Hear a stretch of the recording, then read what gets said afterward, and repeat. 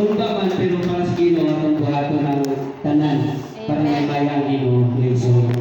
So, ako i-share na word of God mga isang diri sa John 3:16. Nagingon diri kay giyong mama pag-ayo sa Dios sa kalibutan ug tungod ini gihatagan kita niya gihatag niya ang iyang bugtong na aron ang tanan nga motuogan niya dili malaglag kung dili makakaton hinuon sa kinabuhing dayon. So mo niyang i-share niyo mga igsoon. So before padayon mga igsoon magampong na kita. Lord God, Lord, salamat Ginoo ning kabutagon Ginoo gihatagan gigayon Ginoo ang siya puno ya sa imong mga katawhan Lord God. Lord, tigaya ko sa imong kaalam Ginoo ug hinaw Ginoo kining anak karon Ginoo mag-bless Ginoo pinagi sa imong pulong Lord God. Ug Lord, ipulong ko sa imong atubangan para magpaubos Ginoo. Ug salamat Ginoo sa imong bugma ug kaluoy Ginoo nga ipaabot ka na ang mata ko sa karon Ginoo nga karon.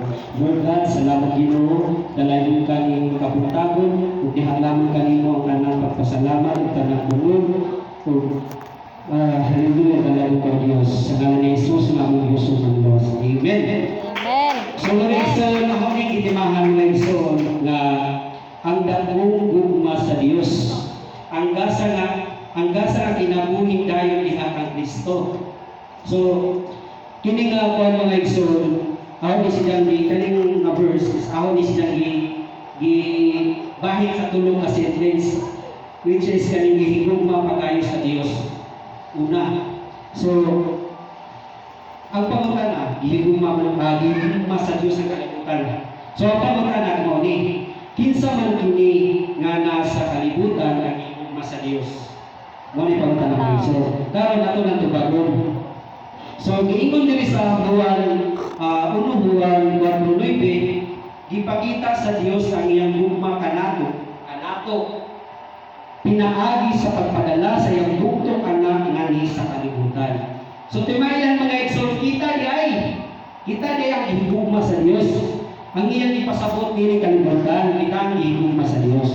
So pinaga na ipadala niya ang iyang bugtong anak nganhi sa kalibutan aron magabaton kita og kinabuhi pinaagi kaniya. So usap mo kita iyang binuhat og mga anak karon sama sa iyang dagway atong makita diri usab nga ug ngano gayong ihigugma man ta sa Ginoo. Diri makita nato sa Genesis 1:27 nagingon diri mga igsoon nga busa gibuhat sa Dios ang tao, lalaki o babae sama sa iyang dagway. So, kanang mga igsoon, mo na hinungdan nganong gihigugma ta sa Ginoo. Tungod kay gihimo taniya siya ang naghimo kanato. Amen. He's our maker. Sa English pa mga igsoon. Mo ang naghimo kanato. So, kini nagpasabot nga gihatagan kita sa Dios ug mga kalidad hiyas nga sama sa gugma kaalam kayo ang pagkahimo nato sama sa iyang dagway nagpasabot usab nga kita espesyal nga dunay dignidad dili sama sa ubang binuhat busa ang tanan nga tawo binindog sa iyang mga mata. So mga igsoon, ang giingon diri ang utas ang iba abot diri kanato is kanang kung unsa ta ka espesyal niya kay he is our maker. Tungod diya grabe ang iyang gugma. Mao iyang sa iyang gugma giimo pataniya iyang mga anak mo igsoon. Grabe kamayo ang Diyos mo igsoon. Atong gugma sa amahan, atong ilahon ang gugma sa amahan. Giingon diri, ingon nga usa ka amahan gihigugma niya kita ingon nga iyang mga anak. Amen? So, dili sa Juan 3:1, nagingon ang pulong mga igsoon nga palandungin ninyo unsa kadako ang paghigugma sa amahan kanato. Gihigugma kita niya pag-ayo tungod kay tungod ni ini giisip kitang mga anak. sa Dios o maugayon ka na kita. Ang hinungdan nga nung wala makaila ka na itong kalibutan, mao na wala kini makaila sa Dios. So mga igsoon, ilang kayo kita mga igsoon na isip mga anak sa Ginoo. Mao nay usahay makaayuda sa tuwa kaya kanang mga managsulong ka diha sa Ginoo mga igsoon. So gihimo ko ta sa Ginoo mga igsoon kay adunay plano ang Ginoo sa atong ginabuhi. Mao ang ato siyang kalagaran, pahimutan o ato siyang pagpasalamatan sa tanan nga niabot natong mga blessings mga igsoon. Kay ano po yung sa mga igsoon nga dili ta mabalaga sa atong plano sa mga problema sa atong ginabuhi. Ngano man ang Dios na galo. Ang Dios mao ang provider sa atong ginabuhi. So, nagingon po ng Jeremiah 29:11, mo niyang paborito nga verse mga igsoon, nagingon diha nga ako lamang nasayod sa akong larawan ninyo sa paghimo kaniyong kauswagon. So, gingon po dili mga igsoon na ang gugma sa Dios walay katapusan o walay pagkamahulog. Loyalty or faithfulness ang iyang paghigugma. So, dili mausap. Ang gugma sa Ginoo mga igsoon walay kondisyon o dili mawala bisan pa man kung kita makasasala.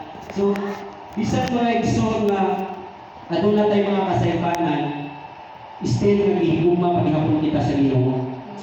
Amen. Tungkol kaya na mga igsoon, sa iyang gugma mga igsoon, dili kanang ang iyang gugma mga igsoon, kanang dili yun walay kondisyon.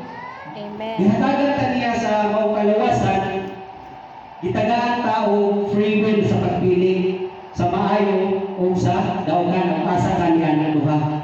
Kay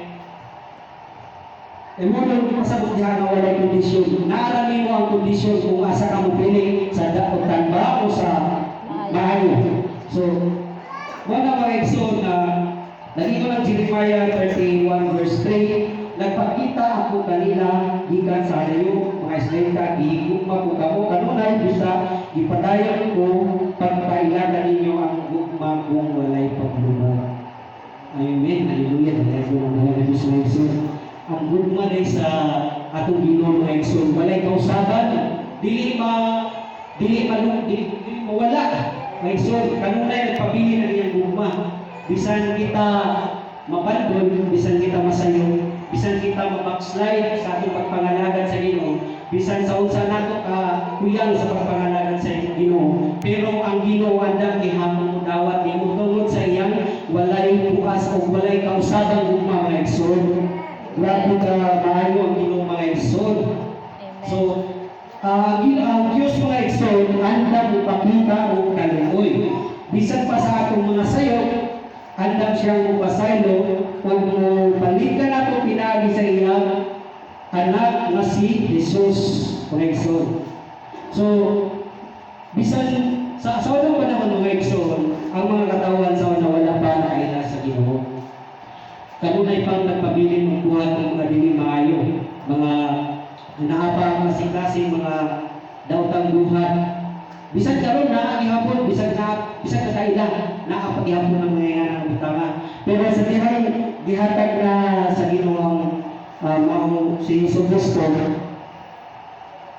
nagdiha na ito muna na kita matawag na lang ka para maluwas mga igsoon. So, nilito na yung aandang kupakita. Nag-ibon din sa Roma 5:8, apan ipakita sa Diyos kanato ang gidakon sa iyang paghigugma kanato kay sa makasasala pa kita ipakamatay si Kristo alang kanato mga igsoon. Grabe ka maniyang mga igsoon kay maliman ka mga igsoon ang iyang buktong anak iyang ihatag alang lang kanato, nag-inusaran anak mga igsoon iyang ihatag kanato para lamang yun kita maluwas mga igsoon. Kaya sa una mga igsoon, para mapasaylo ang atong sala, hinahanglan patangguhalan o hayop, dugo sa hayop mga igsoon para pasaylo ta sa Ginoo. Pero tungod sa gugma sa atong Dios na Amahan, iyang ipadala ang buktong anak para dili na nato buhaton ang gibuhat sa saunang mga gibuhat sa saunang atong maghalad ng naging hayop sa bukod sa hayop mga igsoon. So mga ipadala ang iyang buktong anak mga igsoon para dugoy na lang kami yung dili naman mag-iyaw-iyaw mga anak mga igsoon. So dili na punta sa kaduhang sentence mga igsoon. Gihatag niya ang iyang buktong anak gihatag niya ang iyang buktong anak karon atong hibawon kung kinsa kining buktong anak na iyang ipadala sa Dios. So iyang ngalan mga igsoon o titulo Jesus.